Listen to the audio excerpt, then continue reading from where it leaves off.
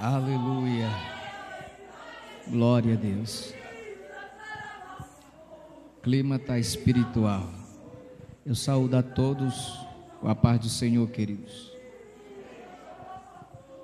Abra sua Bíblia no Evangelho de Marcos, Evangelho de Jesus segundo escreveu Marcos, capítulo de número 2, apenas o versículo de número 2, e depois nós vamos ler Lucas, capítulo 4, e somente o versículo 23.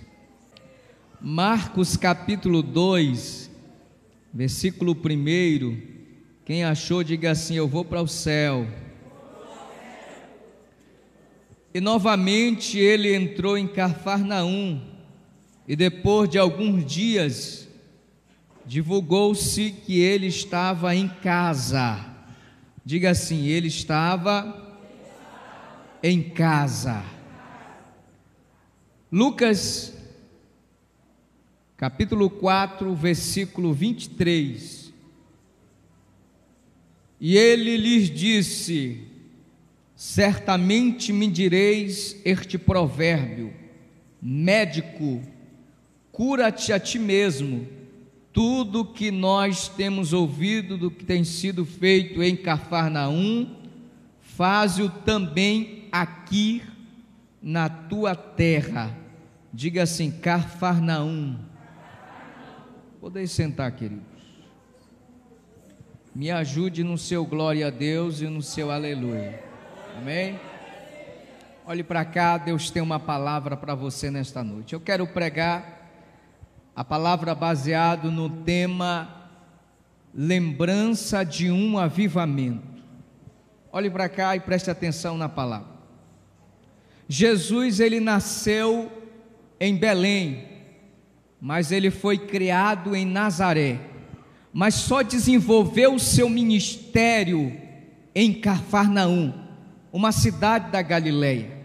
E é interessante que eu quero usar esse texto, que Jesus estava em casa, porque sempre existe um lugar, sempre existe um ambiente em que marca a nossa história, marca a nossa vida. Talvez porque você casou naquele lugar, ali você se criou naquele lugar, ou por algum acontecimento da sua história, da sua vida, que lhe marcou, que fica na sua memória, que fica na sua mente aquele lugar, para sempre, na sua história, na sua biografia, aquele lugar marcou você através de um fato, uma realidade, uma bênção, um milagre. Da mesma forma, com Jesus não foi diferente. O que marcou o ministério de Jesus foi a cidade de Cafarnaum. E esta expressão, ele estava em casa, é uma expressão que eu quero usar de uma forma, no sentido figurado.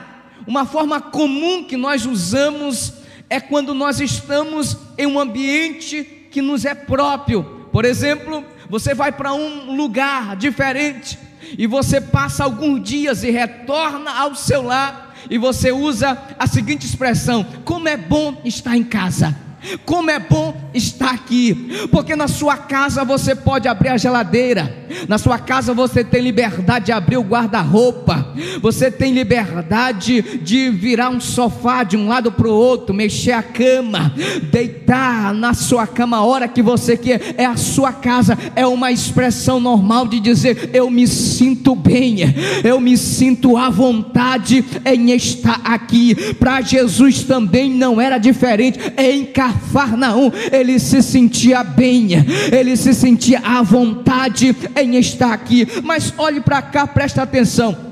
Jesus, ele tentou desenvolver o seu ministério em Nazaré, e a Bíblia diz que um dia de sábado era normal para o judeu ler uma parte do Pentateuco, da Bíblia. E naquele tempo não existia epígrafe como existe agora, não existia divisão de capítulo, versículo, não existia Antigo, Novo Testamento, era só um rolo, um pergaminho, e ali tinha que ser bom para conhecer as Escrituras. E neste dia, quem era o pregador? Neste dia, quem era que ia transmitir a mensagem? Era Jesus. era o Filho de Deus, e exatamente vai cair no texto de Isaías, capítulo 61, quando ele diz: o Espírito do Senhor é sobre mim, porque me ungiu para evangelizar os pobres, para dar vista aos cegos, para anunciar o ano aceitável do Senhor, para libertar os cativos. Até aí está tudo bem, até aí pastor Marcos está normal, todo mundo conhecia Jesus, é filho de Maria, filho de José, era aluno também, era um rabino, era um pregador da época. Mas o problema se torna um tumulto, porque Jesus, depois desta palavra, ele diz: hoje se cumpriu estas escrituras no vosso coração. O que é que Jesus está dizendo? Que ele era o Filho de Deus, que ele era o Messias. E falar isso diante de uma plateia, diante dos rabinos, diante dos mestres judeus, isto era blasfêmia, isto era estar pecando contra Deus, porque eles conheciam Jesus, eles conheciam o filho de José, filho de Maria, conheciam os seus irmãos, cresceram com ele, mas eles não sabiam que aquele era aquele que havia descido do céu, se encarnado, se tornado homem, e estava aqui para desenvolver um grande ministério na terra. E a Bíblia diz que eles pegam cada um pedra nas suas mãos para apedrejá-lo, e de uma forma miraculosa Jesus consegue escapar. E aí que ele usa o texto que nós lemos, uma expressão comum da época, era um provérbio da época, porque como Jesus já tinha passado por Cafarnaum, feito alguns milagres, ele entrou em Nazaré, e diz Marcos que Jesus fez poucos milagres em Nazaré, porque pela incredulidade do povo. E aí que ele usa a expressão dizendo que nenhum profeta é bem aceito na sua própria pátria, porque eles conheciam, porque é difícil aceitar muitas vezes aquele que está crescendo do teu lado, é difícil às vezes aceitar que aquele que você vê crescer está sendo usado por Deus. Deus está levantando, Deus está honrando, mas em nome de Jesus, só quem crê levanta a mão. Em nome de Jesus, Deus vai te usar, Deus vai te usar. Não importa quem é o teu pai, quem é a tua mãe, quem é o teu irmão, ou a cidade onde você mora, a casa em que você habita, se você se colocar na brecha, Ele vai te usar na terra.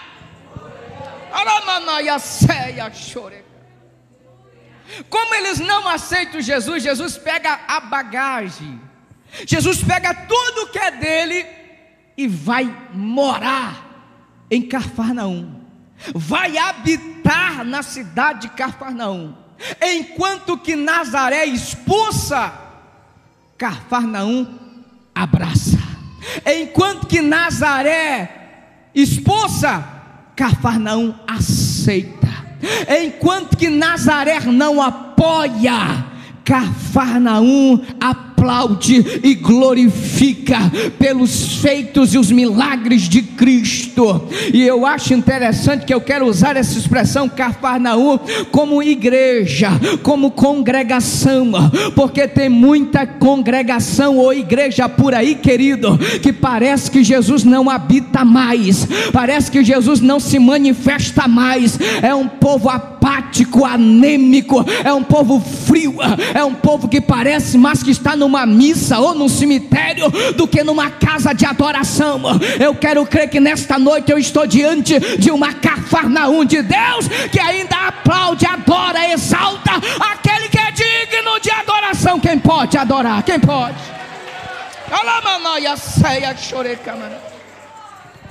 E os maiores milagres de Jesus foram feitos em Cafarnaum. Ele vai para lá, ele se sente em casa, e os maiores milagres foram feitos lá, como se Jesus estabelecesse um palco dos seus maiores milagres. Foi dali, você vai observar na Bíblia, que foi dali que Jesus estabelece como se um polo missionário para expandir o seu ministério. Porque como Jesus era um missionário estrategista, em Cafarnaum havia era uma cidade portuária, era uma cidade da Galileia, havia quartel-general de Roma, então havia um fluxo de gente muito grande, e através do evangelismo, da palavra, dos milagres, o evangelho se espalhava, o reino de Deus ia se espalhando por toda a Palestina, e Jesus ia sendo glorificado, e o nome dele ia sendo adorado, e o reino de Deus ia sendo divulgado na terra. E eu fiz questão de anotar alguns dos milagres que Jesus operou em Cafarnaum. Foi em Cafarnaum que Jesus chamou os seus primeiros discípulos. Foi em Cafarnaum que Jesus cura a sogra de Pedro. Ela estava enferma, ele chega, põe a mão e a febre vai embora. Foi em Cafarnaum também que Jesus expulsou um espírito maligno de um homem. Foi na cidade de Cafarnaum que Jesus pregou as bem-aventuranças lá no monte. Foi em Cafarnaum também que Jesus curou a filha, ou ressuscitou a filha de Jairo. Foi em Cafarnaum que Jesus também curou dois cegos de nascença. Foi em Cafarnaum que Jesus também liberta o mudo e endemoniado. Foi em Cafarnaum também que Jesus envia pela primeira vez os seus 12 discípulos em uma grande comissão. Depois de um treinamento, depois de um preparo, ele diz: vai no meu nome, milagre vai acontecer, demônios serão expulsos, os coxos serão curados, os mortos ressuscitarão, os leprosos serão limpos. Foi lá em Cafarnaum que Jesus convoca esta missão. Foi em Cafarnaum também, em uma sinagoga, que Jesus curou o homem que tinha a mão leprosa, a mão mirrada. Foi em Cafarnaum que Jesus também diz para Pedro: Pedro, eles estão cobrando imposto. Pedro, vai até o mar, pega um caniço, e o primeiro peixe que tu pegar, Pedro, vai estar dentro da boca deste peixe uma estátua. Paga, Pedro, o tributo. Este milagre aconteceu na cidade de Cafarnaum. Foi em Cafarnaum também que Jesus curou o filho de um oficial do rei. Foi em Cafarnaum que Jesus pregou um dos seus maiores sermões, o sermão do pão da vida, do capítulo 6 de João. A Bíblia diz que diante da multidão ele diz assim: olha, os pais de vocês comeram maná no deserto e morreram, mas aquele que comer do pão que eu lhe der jamais terá fome, porque este pão vai gerar vida, e esta vida é para a vida eterna, e esta vida é para a eternidade. Foi lá em Cafarnaum que Jesus cura um servo de um filho, ou seja, um servo de um centurião. Centurião era um general, era um capitão responsável por 100 homens. E ele procura Jesus e diz: Senhor, o meu servo ficou em casa doente, eu sei que o Senhor pode curar, eu sei que o Senhor tem poder para isso. Aí Jesus diz: tudo bem, vamos lá na sua casa. Aí ele olha para Jesus: não precisa ir lá em casa, basta somente uma palavra, porque eu sou homem sujeito também à autoridade, e eu tenho autoridade sobre a minha vida. Eu digo a um vai e ele vai, eu digo a outro vem e ele vem, eu digo a um vai para a esquerda, ele vai, eu digo a outro vai para a direita, ele vai. Senhor, não é preciso, eu não quero que o Senhor se incomode na minha casa, somente uma palavra. Quando Jesus ouve isso, pastor Marcos, Jesus se assusta. Só 2 personagens fez Jesus se assustar, foi a mulher Cirofenícia com a atitude dela, e este homem aqui. Jesus se assusta e diz: nem em Israel eu vi tanta fé como aqui. Vai, segundo o que tu disseste, quando chega lá, o teu servo vai estar curado.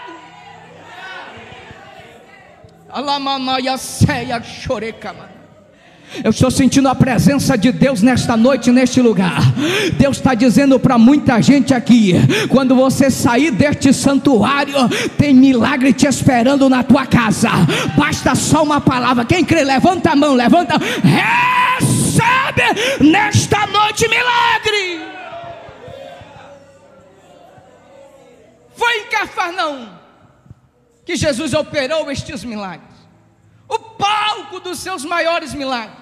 A notícia se espalha E a notícia se espalha e divulga: em Cafarnaum tem avivamento, em Cafarnaum tem milagre, lá tem um pregador, lá tem um que eles chamam de Nazareno, outros chamam de Galileu, filho de Davi, uns chamam filho de Maria, filho de José. Ele está sendo conhecido, por onde ele passa tem milagre, e a notícia se espalha, e todo mundo quer vir para Cafarnaum, porque a Cafarnaum é a cidade do avivamento, Cafarnaum é a cidade do milagre, Cafarnaum é a cidade da bênção. Quem não quer ir para um lugar que tem milagre? Quem não quer ir para uma congregação que tem milagre? Quem não quer ir para uma congregação em que Deus opera, Deus se manifesta, Deus fala, Deus age? E eu quero profetizar nesta noite que aqui será Cafarnaum de Deus. A notícia vai se espalhar, pastor Marcos e pastor Fernanda, e as pessoas vão desejar vir a esta congregação, porque Deus vai se manifestar com milagres neste lugar.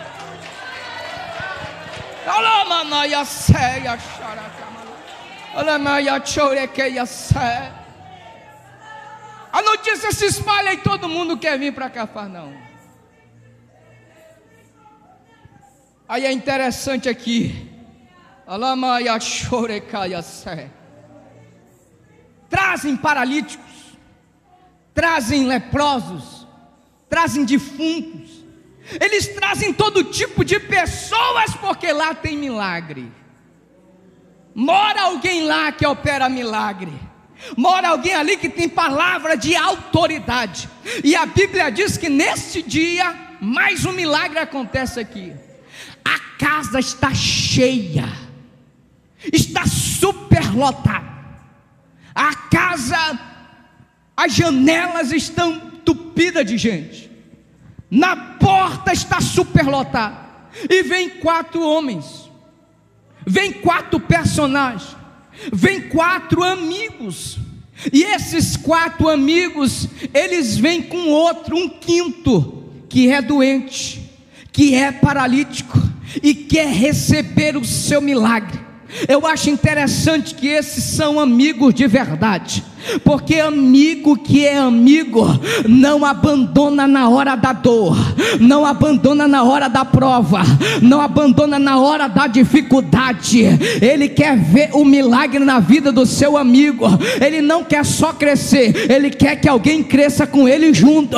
Não é aquele amigo egoísta e diz: eu vou crescer só e você fica aí. Não, não. Amigo que é amigo de verdade, quando você cresce, ele quer crescer junto.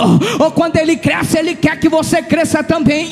Ele quer que você avance. Se você prospera, ou se ele prospera, ele quer que você prospere também. Isto que é amigo de verdade. Porque colega é uma coisa, colega só está com você na hora da bonança, colega só está com você na hora que tem dinheiro, colega só está com você na hora que você tem um carro, colega só está com você na hora que você está num bem bom, colega só está com você quando os filhos estão com saúde, colega só está com você quando você está num bom emprego.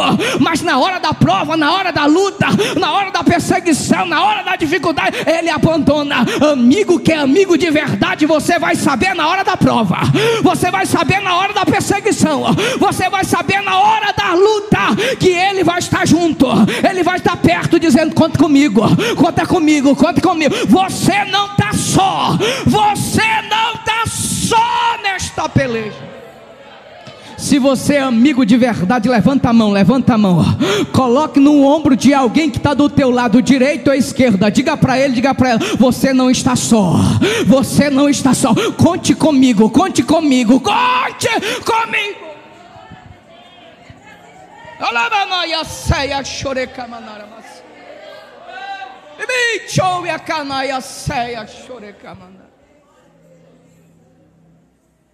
Os 4 amigos, eles tentam entrar, a Bíblia diz, pela porta,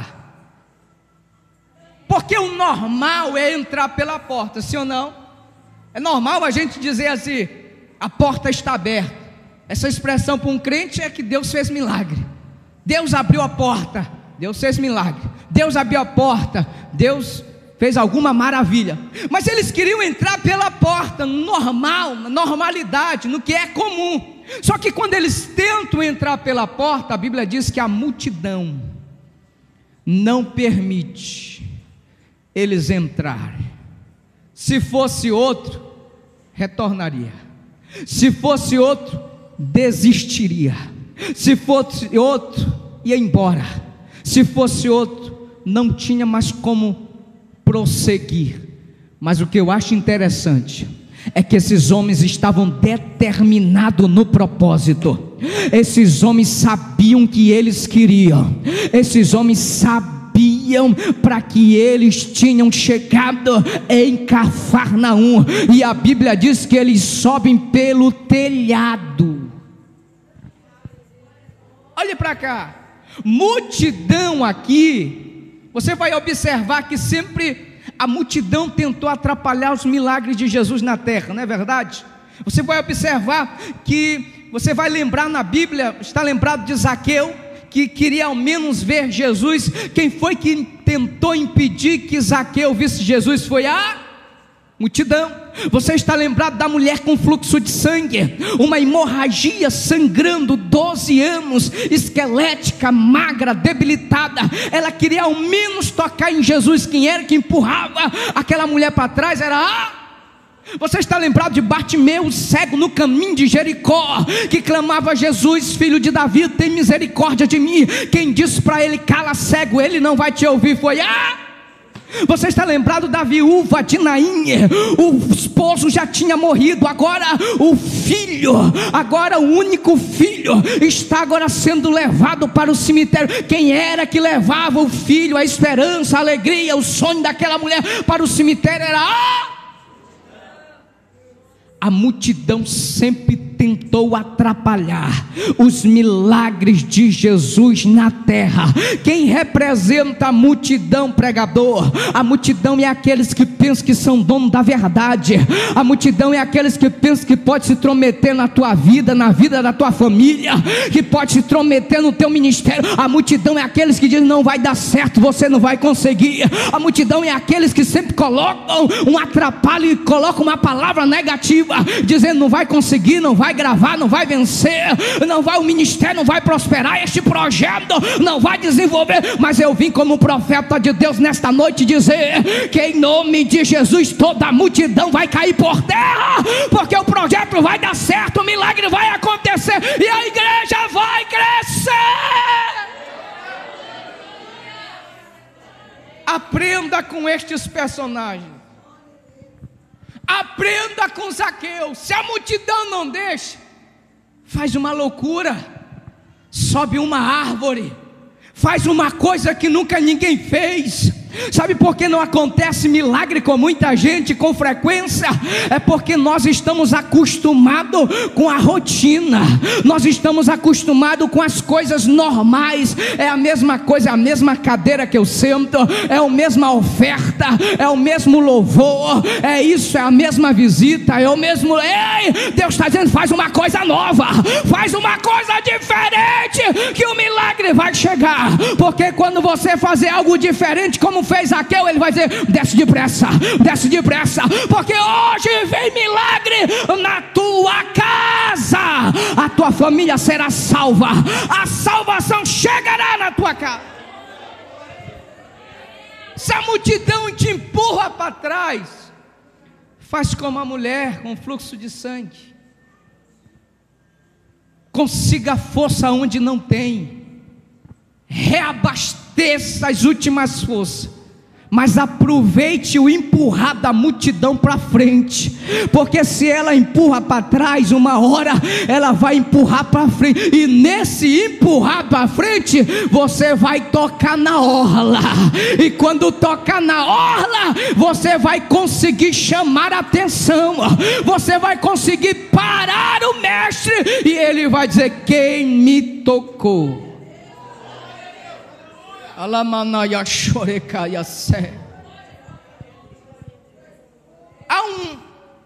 Há um detalhe aqui neste milagre desta mulher. Por quê? Porque o milagre podia acontecer e Jesus continuar. Podia ou não podia? Sim ou não? Sim. Fez o milagre, mas Jesus para e diz assim: alguém me tocou. Pedro, que era o mais ousado, e sempre tinha a palavra na ponta da língua, dizia: Senhor, a multidão te aperta, a multidão te oprime, a multidão te empurra, e o Senhor pergunta: quem te tocou? E é interessante esta palavra, porque é como se Jesus estivesse dizendo: Pedro, eu não perguntei quem me empurrou, eu não perguntei quem me apertou, eu não perguntei quem me oprimiu, eu perguntei quem me tocou. Porque apertar, empurrar e oprimir fala de violência, agora toque fala de sensibilidade. Deus está dizendo nesta noite: cadê os crentes sensíveis para tocar na orla do mestre? Porque tem gente que chega na presença com violência, achando que ele pode dar o que quiser. Não, querido, seja sensível, conquiste o coração do mestre, toque na orla dele, porque ele vai fazer o milagre. Sabe por que Jesus parou e perguntou quem lhe tocou? É porque ele queria divulgar a história daquela mulher. Porque se ela recebesse a cura, o milagre aconteceu, ela voltava para casa abençoada, mas nunca ninguém ia ouvir a história, não ia saber do milagre. Deus não quer só fazer o milagre, Ele quer divulgar a tua história. Ele quer que a tua história abençoe outros, Ele quer que a tua história abençoe vidas outras lá fora. E Ele está dizendo nessa noite: se prepare, que a tua história será inspiração para outros. A tua história será inspiração para outros. A tua história, muita gente ainda vai escrever livro, vai ser poema, vai ser canção de música, porque a sua história vai ser um milagre nas mãos de Deus. Se a multidão diz: cala, ele não vai te ouvir, faça como cego. O que, pregador? Clame mais alto. Clame mais alto. Sabe o que eu aprendo com este cego? É que ele usou o que ele tinha. Como ele era cego, não podia caminhar em direção a Jesus, ele tinha voz. O que eu tenho eu vou gritar, o que eu tenho eu vou usar. Deus está falando com alguém nesta noite, porque tem muita gente dizendo: eu queria conhecer muito de Bíblia, eu queria ser um teólogo, eu queria cantar afinadamente. Deus está dizendo: use o que você tem, use o que você... eu vou te usar com o que você tem. Se é o Salmo 23, é com o Salmo 23 que Ele vai te usar. É o Salmo 90, é com o Salmo 91 que Ele vai te usar. É só este louvor, é com este louvor que Ele vai te usar. Ele vai te usar com o que você tem. Basta ter alguma coisa. O que é que você tem? O que é que você tem? Então adore.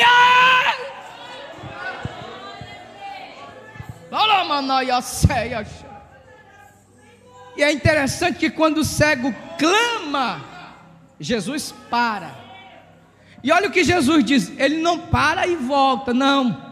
Jesus para e diz assim: alguém está gritando lá atrás, traga ele aqui. Olha a revelação, olhe para cá. Quem pediu para o cego se calar é quem foi pegar o cego lá e está trazendo até Jesus.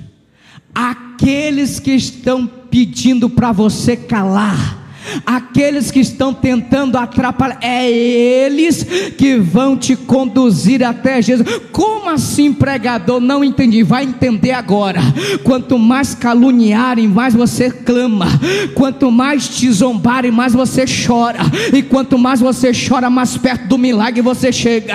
Quanto mais zombarem de você, mais você se humilha. E quanto mais se humilha, mais você alcança a presença, mais você alcança o milagre. Eles pensam que estão te deixando para trás, eles pensam que estão te distanciando. Pelo contrário, eles estão te aproximando do milagre, eles estão te aproximando da bênção.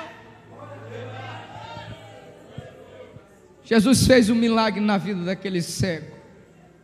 Faça como a viúva de Naim. A multidão está levando o seu sonho, a sua esperança, a sua história para o cemitério. Eu acho lindo a história desta mulher, porque ela praticamente não fez nada, pastor. Ela não clama, ela não subiu numa árvore como Zaqueu, ela não tenta se aproximar de Jesus, ela não faz outra coisa, ela só chora. Se não dá para clamar, se não dá para gritar, se não dá para fazer outra coisa, chore. Diga para alguém que está do teu lado aí, diga assim: chore. As lágrimas diante de Deus valem mais do que 1000 palavras. Se existe uma coisa que Deus sabe decifrar bem, é a linguagem das lágrimas. É a linguagem das lágrimas. Não está podendo gritar, não está podendo correr, não está podendo clamar. Então chore, chore, chore, porque as tuas lágrimas vão atrair a atenção dele. O que atraiu a atenção de Jesus para Naim foi as lágrimas daquela mulher. E ele vai chegar diante de você e dizer: não chores. Porque o teu amigo falar não chores é uma coisa, o teu marido falar não chores é uma coisa, o teu vizinho ou o teu filho falar não chores é uma coisa. Agora quando ele fala não chores, ele fala para mudar história, ele fala para resolver o problema, ele fala para agir. E nesta noite Deus fala ao meu coração que ele está falando para alguém aqui: não chore. Ele está dizendo: é um divisor de água, é de ontem para hoje, de hoje para amanhã. Deus vai mudar a história de alguém aqui. Quem crê, quem crê, quem crê? Ele está dizendo: não chore.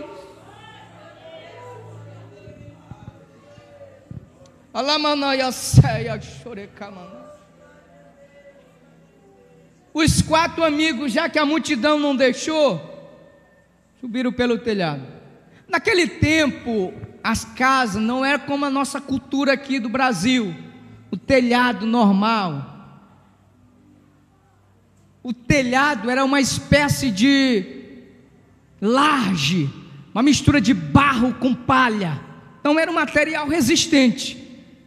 Eu fico imaginando aqui com a minha mente de pregador a dificuldade daqueles homens, diácono Edivaldo, para cavar aquele buraco, para colocar o paralítico, porque eles não poderiam colocar o paralítico assim, né?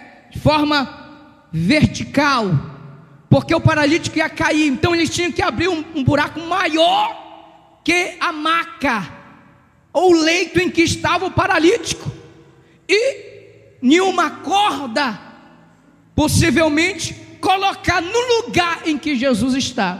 Então olhe para cá, eu fico imaginando, do lado de dentro está a multidão, mas do lado de fora, no telhado, está alguém cavando. Está alguém cavando, a multidão não está vendo, mas do lado de fora tem alguém trabalhando. Tem alguém trabalhando dizendo: tem milagre, vai ter milagre, eu quero o meu milagre, eu não saio daqui sem o teu milagre. Ei, Deus está falando com alguém. Pode alguém não estar vendo o teu trabalhar, pode alguém não estar vendo o teu esforço, pode alguém não estar vendo o teu agir, mas aquele que é dono de tudo, aquele que conhece todas as coisas, Jesus sabia o que ia acontecer. Ele sabia: vai ter milagre, vai ter milagre, porque a Bíblia diz que ele diz: vendo a fé deles, ou seja, a fé dos 4 homens não era a fé do paralítico. Vendo a fé deles, Deus está vendo a tua fé, Deus está vendo o teu agir, Deus está vendo o teu trabalhar. Na hora certa vai ter milagre. O que Deus manda eu dizer para você é: não pare, não pare, não pare. Diga para alguém que está do teu lado: continue cavando, continue cavando, continue cavando, continue cavando. Uma hora você consegue.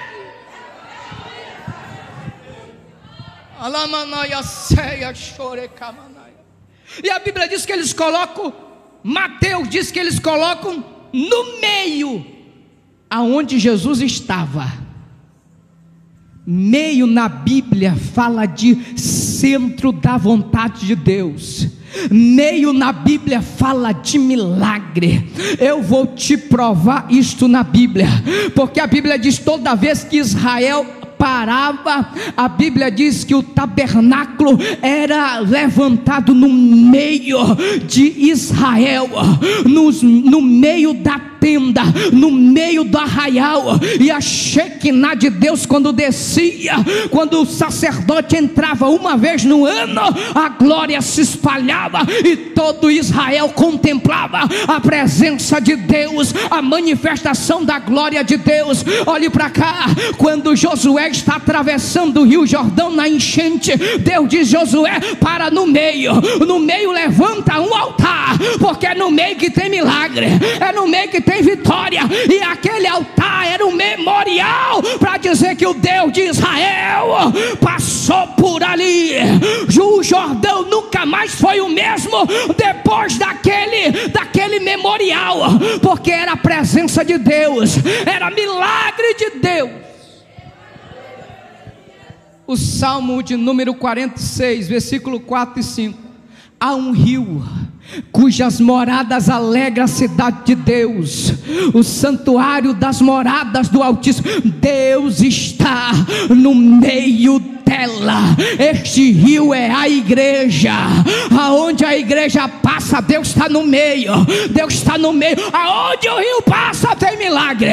Aonde a igreja passa, Deus está no meio, confirmando a sua presença. Abacuque capítulo 3, versículo 2, olha o que Abacuque pede: aviva, Senhor, a tua obra. Onde? Aviva a tua obra onde? No meio dos anos. Sadraque, Mesaque e Abidnego foram jogados na fornalha de fogo ardente. O rei Nabucodonosor olhou de longe e viu que no meio estava um homem, um quarto personagem semelhante ao Filho dos deuses, porque era Cristo, era o Filho de Deus, que estava guardando Sadraque, Mesaque e Abidnego no meio. Jesus falou: onde estiver 2 ou 3 reunidos no meu nome, aí eu estarei aonde? No meio. Ele está aqui.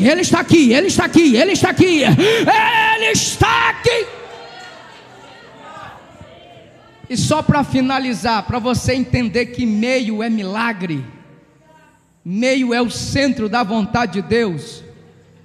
Estava 3 cruzes lá no Gólgota, lá no Monte Caveira. Quem era que estava no meio? Poderia Jesus ficar do lado esquerdo? Podia ou não podia? Claro que sim. Eles poderiam colocar Jesus do lado direito, mas colocam no meio, porque era Jesus ensinando. Até na hora da morte Ele está no meio. Aí a Bíblia diz, Mateus diz que os 2 criticam, os 2 ladrões zombam, mas uma hora lá, algumas horas depois, o da direita, ele percebe alguma coisa diferente. Ele percebe que no meio tem milagre, ele percebe que no meio tem bênção, e ele olha: Senhor, lembra-te de mim quando entrares no teu reino. Eu fico imaginando Jesus na sua mente onisciente e onipotente, entendeu que o milagre está no meio. Hoje estarás comigo no paraíso. Eles colocam o paralítico no meio. Jesus faz um milagre no meio da multidão. Você sabe a história, alguém critica, os fariseus, os escribas criticam a autoridade e o poder de Jesus, e aquele homem sai com o seu milagre. Olha a revelação aqui. Quando eles na porta tentaram colocar o paralítico, logicamente, isso aqui uma questão de lógica, todo mundo estava em pé, então eles olharam para o paralítico de cima para, porque eram 4 homens, eles estavam levando aqui a maca, Mas quando os 4 homens estavam colocando o paralítico lá em cima do telhado, no meio onde Jesus está, aqueles que olharam de cima para baixo, agora estão olhando de baixo para cima. Quem é aquele que está descendo ali? Quem é aquele que não entendeu? Vai entender. Hoje alguém que te olha de cima para baixo, dizendo: não vai conseguir, não vai dar em nada, nunca vai crescer. Um dia vão ter que olhar de baixo para cima e ver que Deus te honrou, Deus te exaltou, Deus te levantou na terra. Fique de pé, fique de pé. Alamanaia ceia chorecamanaya. Alaminetui calaia ceia chorecamasera. Cafarnaum foi o lugar do milagre. Eu já vou finalizar, mas eu preciso ler isso aqui para você. Eu disse que o tema da mensagem era lembrança de um avivamento. Eu quero atribuir Cafarnaum no individual, a você. Você é a Cafarnaum de Deus. Mas olha o que aconteceu muito tempo depois. A terra do milagre, a terra das maravilhas, o palco das bênçãos de Cristo na terra. Mateus capítulo 11, isso aqui foi Jesus que disse. Mateus capítulo de número 11, versículo 23, olha o que Jesus diz: e tu, Cafarnaum, exaltada até o céu, será derrubada até o inferno. Porque se em Sodoma tivesse sido feito as obras poderosas que em ti se fizeram, teria ela permanecido até hoje. O tempo passou e o lugar do milagre rejeitou o milagre, ficou frio. Aqui Jesus está dizendo uma palavra dura, pesada. Cafarnaum só ficou na lembrança de alguém que falou do que aconteceu. Ficou só os escombros dos milagres, as notícias e a história de um avivamento. Jesus está dizendo aqui: se tivesse sido feitos os milagres em Sodoma, ela tinha permanecido. Eu quero te perguntar, eu já vou orar por você. Como você está hoje? Porque tem gente que vive da glória do passado. Tem gente que diz: se tu me conhecesse há uns 2 anos atrás, se tu visse quando eu pregava, quando eu cantava. Eu não quero saber do ontem, eu quero saber do hoje. Deus te pergunta, Cafarnaum, como você está hoje? Porque Deus quer te usar, mas para isso você precisa se avivar. Pegue na mão do teu irmão, pegue. Eu quero que você feche os teus olhos. Eu já vou orar e entregar o microfone a quem de direito. Eu quero que você pense um pouco no passado, como você era usado nas mãos de Deus, e como você está agora. Eu quero que você peça milagre, reavivamento, mudança. Eu quero que você saia daqui reivindicando uma mudança na sua história. Eu vou orar, feche os seus olhos. Alamaia ceia.